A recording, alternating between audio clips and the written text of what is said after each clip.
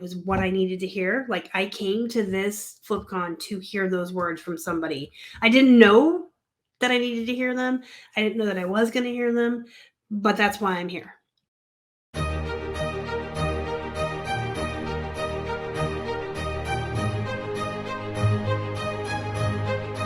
Hey everyone, welcome into the Flippin' Hippos YouTube channel. I'm Star, and today I'm finally going to talk about Flipcon.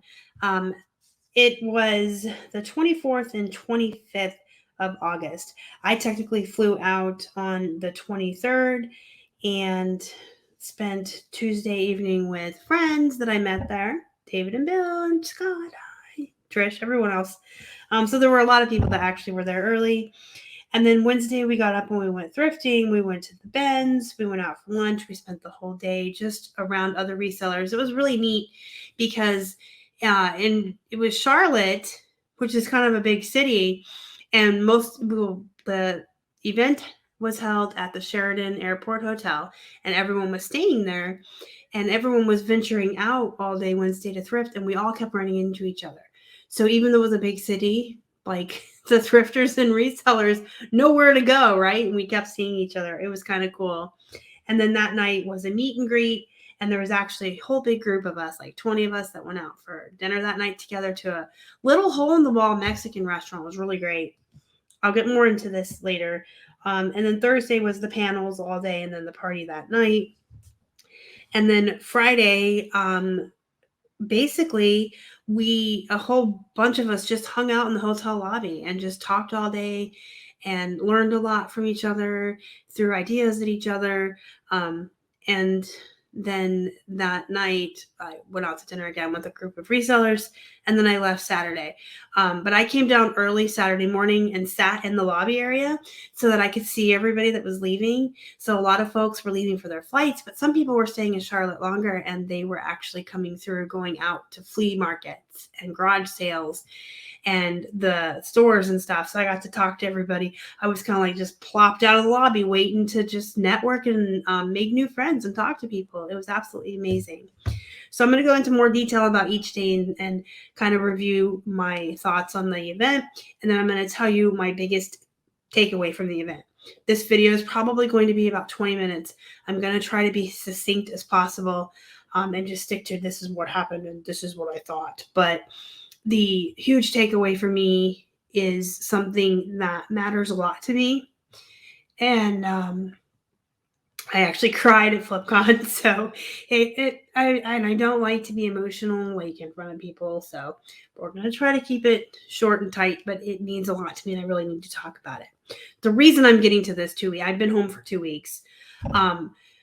Because Keith is such a nice guy. Bless his heart. And you know what that means. If you're Southern ladies, when I say bless your heart, you know what that means. I came home from Flipcon and he had a cold. And he decided that he is such a kind person, he wanted to share it with me. So then I had to deal with a man cold. Y'all know how men are.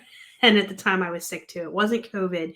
It was just a really bad sore throat and cold. It really wiped me out. It was probably just the flu, like more than a cold, because you know with the flu how you feel tired in your muscles and all that.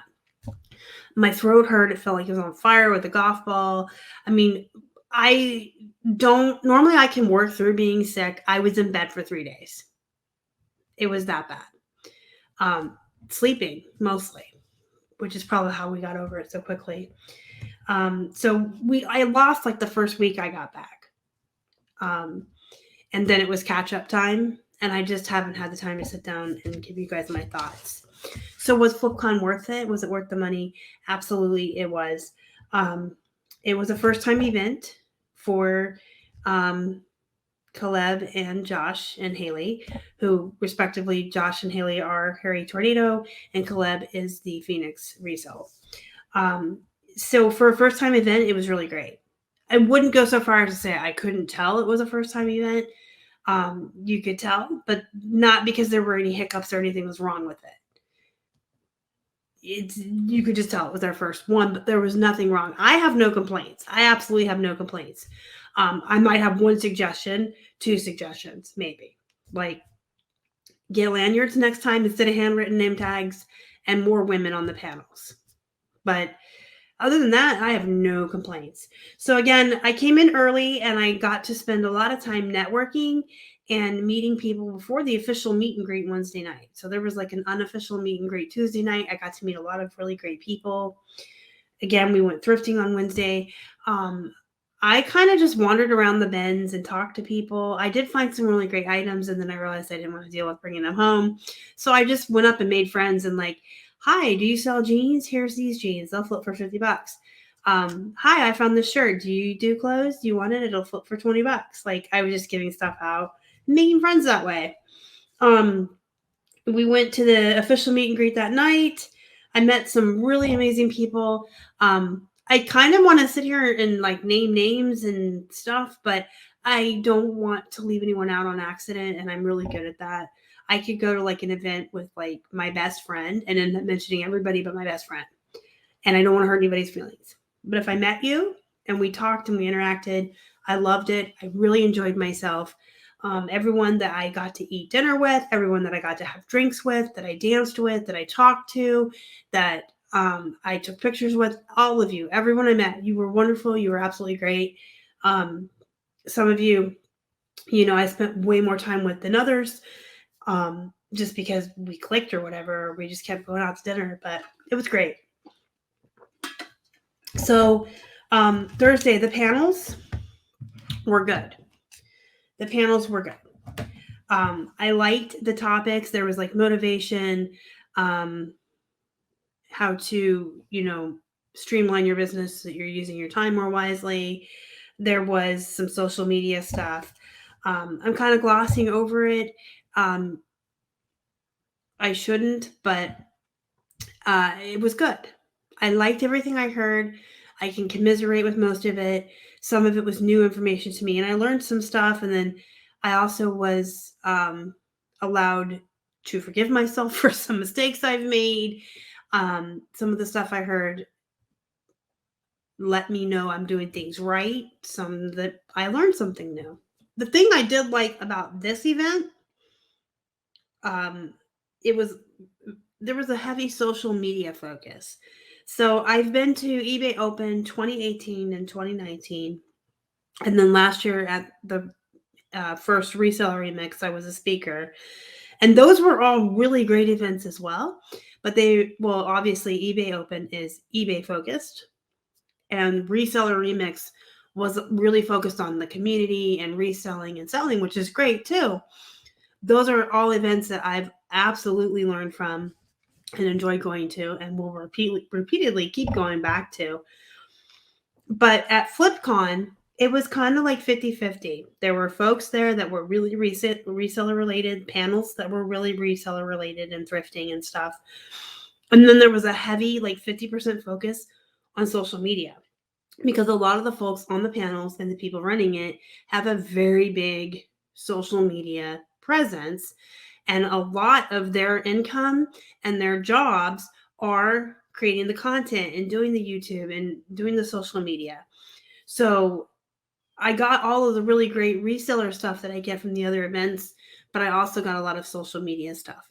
Now, I've heard the opposite from some other sellers who aren't interested in doing YouTube or doing the social media, felt it was too much. It was like too heavily leaning towards social media. I thought it was a good mix because I felt like it was 50-50. So if you were just one or the other, or you wanted both, it was half and half, and it was really good. And it's the only and first and only ever reseller event I've been to that had that heavy social media focus, which I absolutely needed. So I might be biased, and I'm going to get into that in a minute. It could be biased for me because of where I was in my head and what my actual biggest takeaway was from this event. I don't have a lot of pictures. I didn't film, I don't think, at all. Full disclosure, when I went to this event, I was at a place in my life where I was completely and utterly and totally burnt out on doing any kind of social media. It wasn't just creating YouTube videos. I didn't want to make Facebook posts, Instagram posts, I was in just this mindset where I wanted to just get up every morning and resell.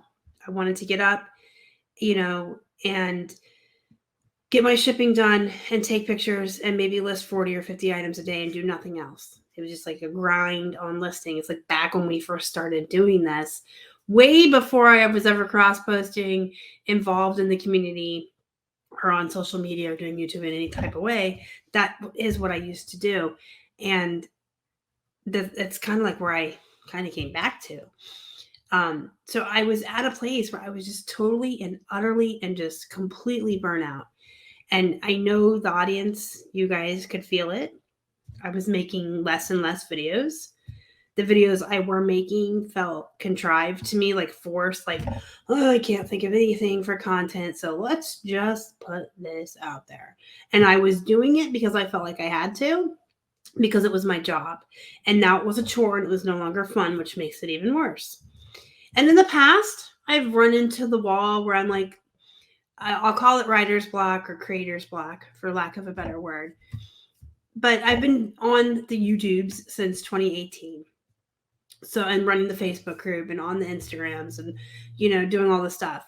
And before, whenever I've run into a wall where I'm kind of blocked and I'm out of creativity or I just feel burnt out, I just take a little bit of a break, or I cut back how many videos I'm making, but I would stay relevant. But I most recently left YouTube completely for 6 months. I was just gone. And when I came back, I was gung-ho and feeling it for like a couple weeks, and then it went away again. And I was back at that. If once making content and being a creator was no longer fun for me, was no longer a passion, once it was a chore, once it was a job, I didn't want to do it anymore at all. It just made it terrible. I don't want to have to do stuff that's not fun. I don't want to have to force myself to do stuff. It's kind of why I work for myself. It's kind of like why I run, this business with Keith, because I don't have to go to a job every day and do chores. You know what I mean? But I was at that place definitely, and I'm sure that it was felt. And YouTube will throttle you just the same way eBay does. So how if you're not actively listing on eBay for a while, or when you come back from vacation, it always takes time to recover because you're not showing up in the algorithm, you're pushed down. YouTube does the same thing. So when I came back from my 6-month break, not only was I being throttled in the searches and the algorithms, but I had lost a lot of my audience. My subscribers might say 10,000, 15, but I feel like there's only like 200 people that actually loyally watch every video. And it used to be more than that. And you can't blame folks. You go away for 6 months. They find other people to watch. They find other things to do. But just seeing when I came back, the numbers weren't coming back with me. Not that I'm concerned about the numbers. I should not have worded it that way. I started doing this because I wanted to teach people. I wanted to connect with people and interact with people. And that's why I created a group and everything as well. So when I used to put out like a what sold video and I could see a certain percentage of the subscribers were actually watching it and commenting on it, and I could answer questions and help people, and I knew that this many people were watching and seeing, this is what sells for me, this is how much I sell it for, these are things you should be comping, like all the things I'm trying to impart and teach. That was great. When I came back and it was like nobody, I'm like, okay, so I either lost everyone, again, can't blame people, you go away, you're not relevant anymore.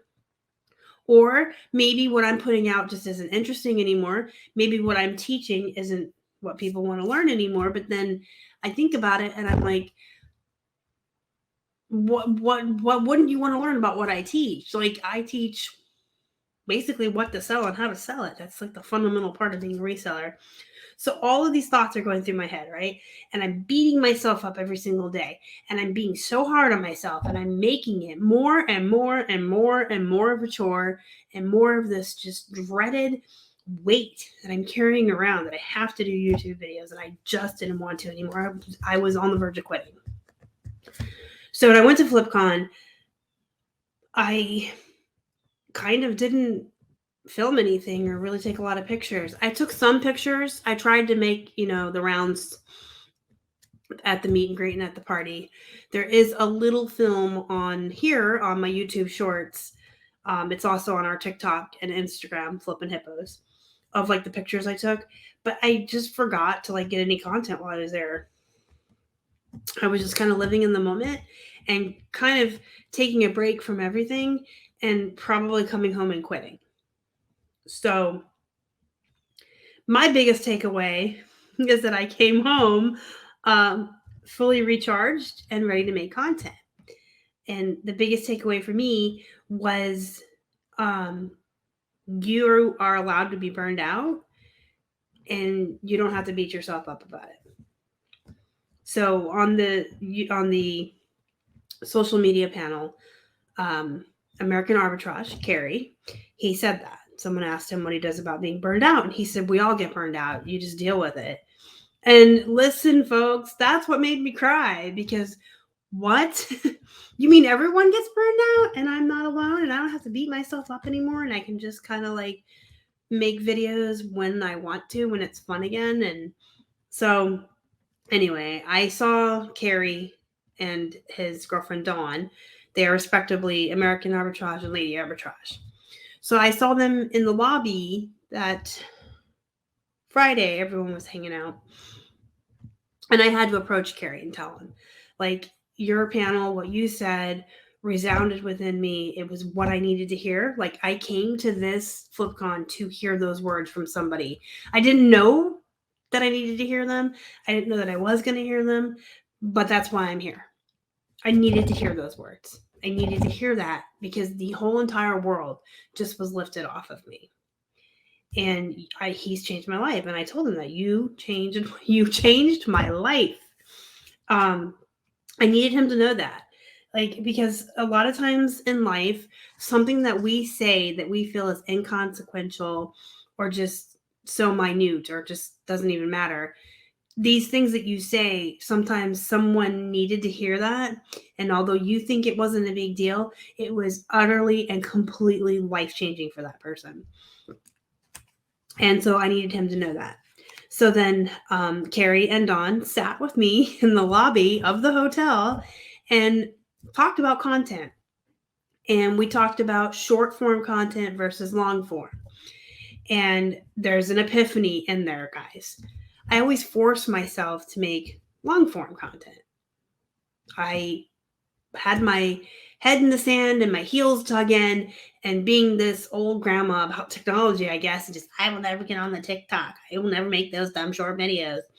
But that's what I needed, because having to get camera ready and then sit here and make long form content every day, or once a week, I'll film like 5 or 6 videos in a row. That is draining and it's exhausting, and you do run out of ideas. And it's different for girls. I know the boy YouTubers, you could just roll out of bed and get in front of the camera. Not me. I got to do all this. So it's just like, oh, I got to get ready for the camera and put the makeup on and do the hair and come up with the ideas and sit here and talk and blah. And that was where I got burned out. Not that I don't enjoy teaching or enjoy talking to you guys, but you can kind of understand where it went from being an enjoyment or a passion to a chore and a job. So we discussed all of these. That was my epiphany. Like, I don't have to force myself to do these long forms. I can do them when I want to.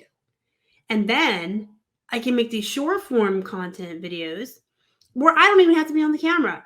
I can literally roll out of bed with my troll hair and my pajamas that are ripped and torn and look homeless and just be a hideous beast, and no one ever has to know, because I can make these little 20-second to 1-minute videos of hauls.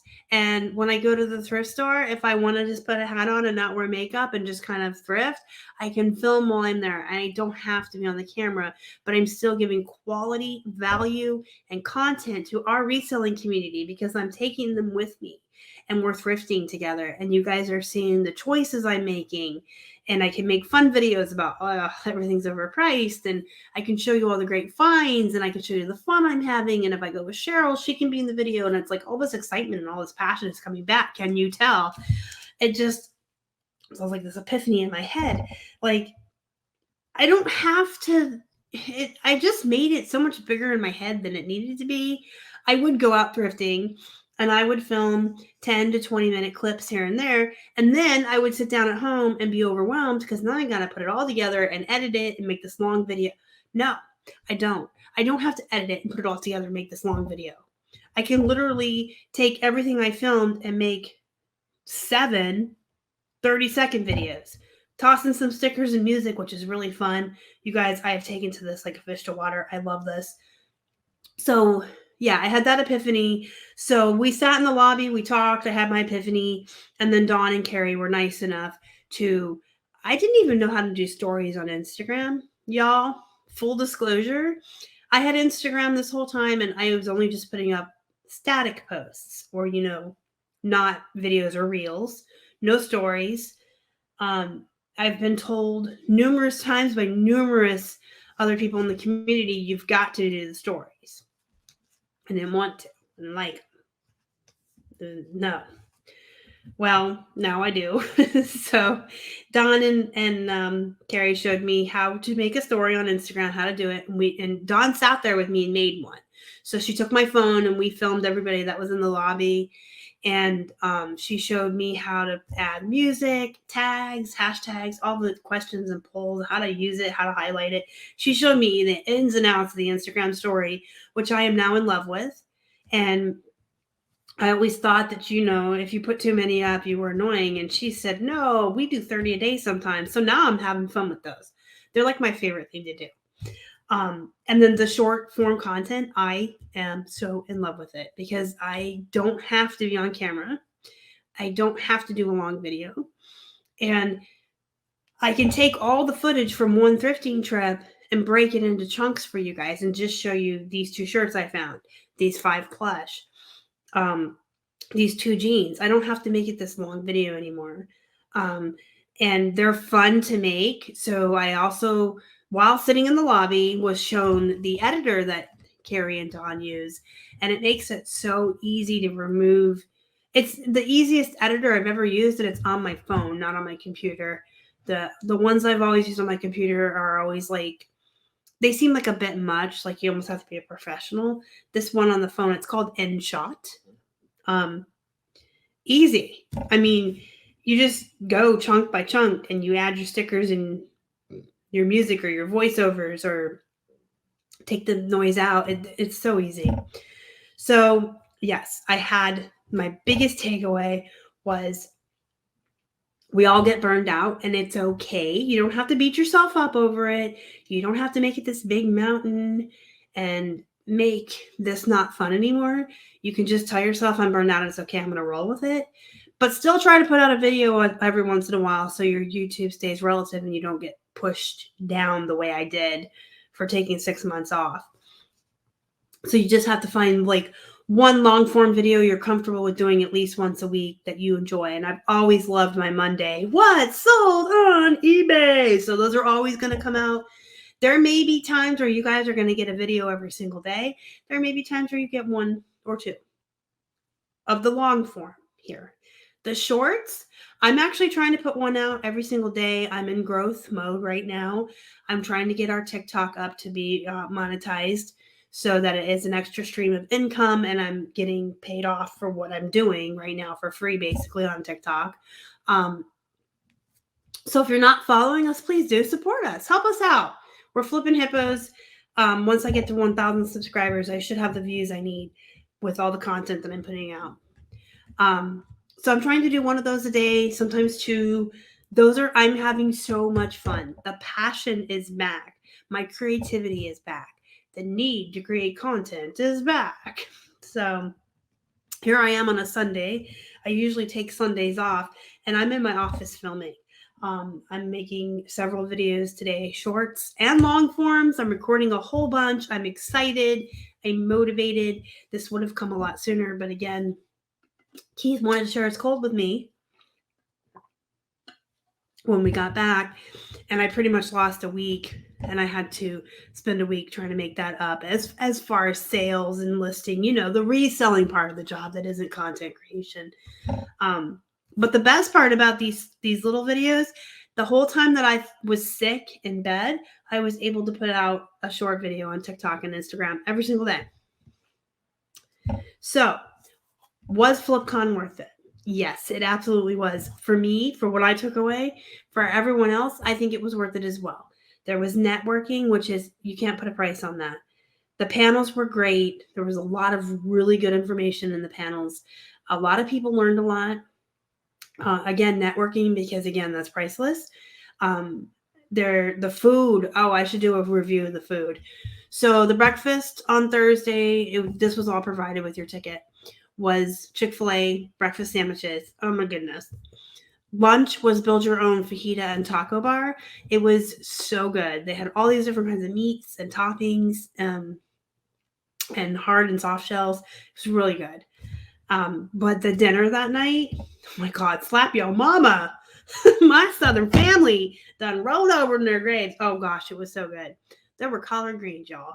I have not had collard greens since my grandmother used to make them for me. And in case you don't know, because if you know I live in Florida and that I used to live in Pennsylvania, and I'm originally from Arizona, I actually was raised by a Southern family. So both of my parents come from big Southern families that had relocated to Arizona, which is where they met, where I was born and raised. But they all talk like this, even my parents. And we used to eat a lot of Southern food. I love fried okra, grits, collard greens. And sometimes you'll hear my accent come out, but not often. But anyway, the dinner. So there was collard greens. There was pork chops. There was fried chicken. There was tilapia. I don't eat fish, but the people I know that do eat the fish said it was great. There was mac and cheese. There was, oh my gosh, there was cake and salad, and just the food was banging. And I did hear they're going to do Flipcon again next year. I know Josh said he decided he was going to, and they're going to do it at the same hotel. Which I do have to talk about that real quick. I like that too. It's very intimate. Every other event in Vegas is fun. Vegas is fun. Vegas is, Vegas though. There's the Strip and there's Fremont Street, and it's a wild time and it's great and it's fun. This felt a lot more intimate because the whole convention was in one hotel. So everyone was staying in the same hotel and going to the conference room for the parties and the panel, so you didn't have to drive anywhere or walk anywhere. But there also wasn't like a Fremont Street right outside or the Strip. There weren't people going. We all were like kind of forced to be more intimate and interact and hang out with each other inside of the hotel. And I think that created a more intimate setting and more people networking and talking and just hanging out and making friends. So the food was great. The venue was really good. The hotel was clean. It wasn't like it was a 3-star. It was nothing special, but it was clean. The bed was comfortable. The maid service was great. The people at the front desk were super nice. There was a free shuttle to and from the airport that left every half hour on the half hour. So all you had to do is go down the lobby and say, I want the shuttle. And they take you back to the airport. When you got to the airport, you just went downstairs and caught it. So that was good too. There was a really nice pool that was like indoors. No one really did anything with that. There was a bar and a restaurant in the hotel.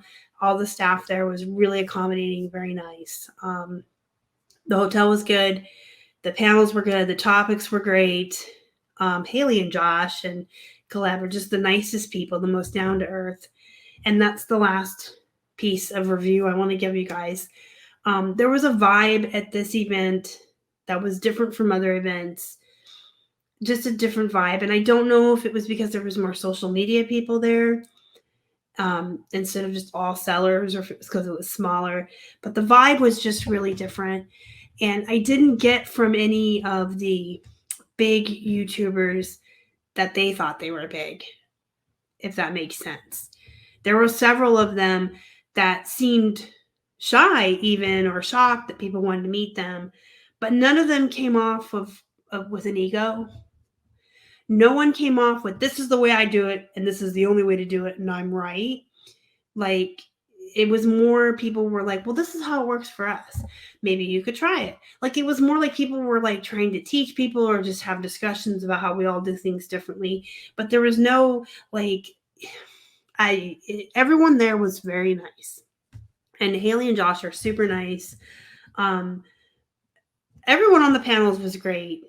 Like I said, I don't want to leave people out. So everyone I met, whether you were a big YouTuber or a seller that started last week, everyone was so nice and so kind, and just having different conversations about how we all do things differently and throwing ideas off of each other. It was just a really great experience. I do have to mention one more time, and I'm going to tag you guys, American Arbitrage and Lady Arbitrage. Carrie and Dawn, you were my big takeaway. You were my breakthrough. You were my epiphany. You literally lifted the entire weight of the world off of me and changed my life. I am so in love with short content now, and it's really brought a difference in me. I feel happier. I feel more content. I feel more excited to wake up and work. I feel more excited to make videos. I'm having more ideas for videos. I thought that I had run out of content ideas. There was a plethora just waiting for me to have my passion back. So you guys really did change my life, and I appreciate you guys so much. You have no idea. If I forgot anything, I hope I didn't. I talked about the food, the hotel, the staff, what the hotel had as far as accommodations, and I talked about the panels and the people and the social media and the party. Oh gosh, the party was so fun. There was a DJ and he was throwing money. Some people had brought their kids and they were just so cute out there dancing with everybody. Um, it was a good event, and I will go back again next year. See you guys next time. Bye.